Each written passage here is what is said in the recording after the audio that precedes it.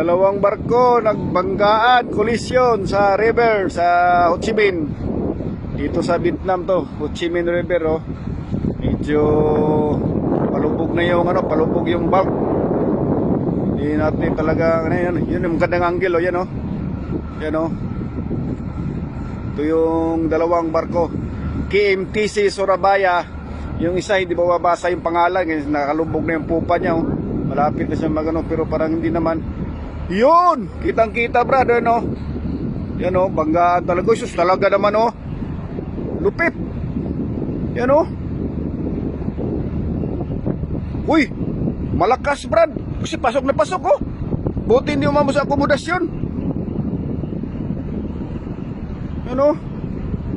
Yan yung mga kaibigan o. Surabaya KMTC. Yung isa yung pangalan, hindi makikita yun o. Talagang suwak na suwak yung ano niya o. Prowa niya mismo talaga. Ayan o. Kaya ingat-ingat mga kabaro. Ingat-ingat kayo dyan. Yan si kabaro.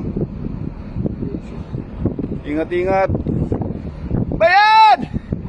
Ingat dyan! Ingat! Ingat!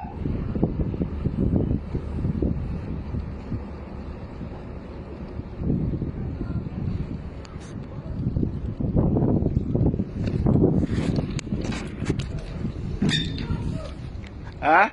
Hindi ka na nanaginip. Andun pa si George. Natulog si George yan. Super yung pagkaano niya talaga sa forward niya. Talagang swak na swak siya oh. Pumapasok talaga oh. Oh. Talaga sa bodega 5 banda.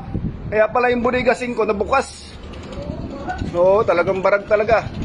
Talagang mga siguro mga 10 meters to 15 meters ang pumasok ng forward sa bodega.